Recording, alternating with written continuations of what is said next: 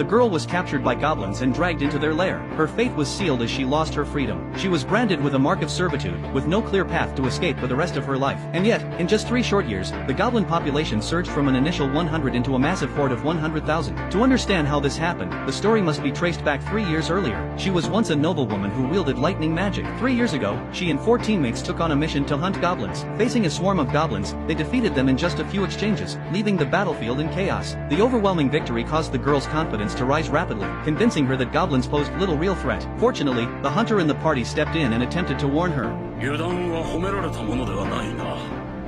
私に秘策ありですわ。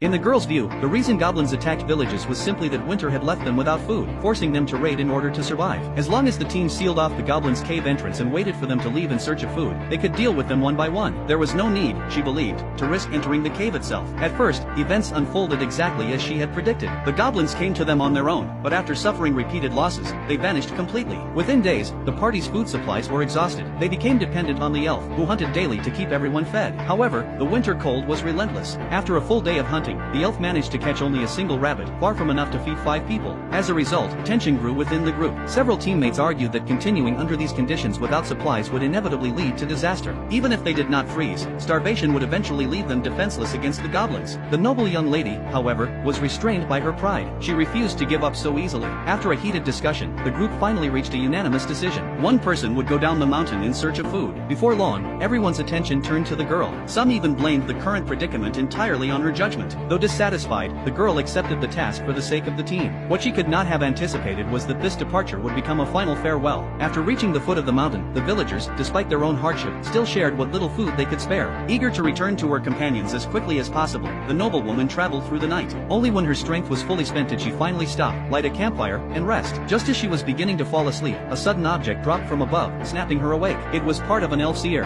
The girl instantly became alert. Looking up, she realized she was completely surrounded by goblins. She reached for her sword to fight back, but the extreme cold had frozen the blade in place. In the next moment, the goblins closed in all at once, and the story returned to the tragedy described at the very beginning.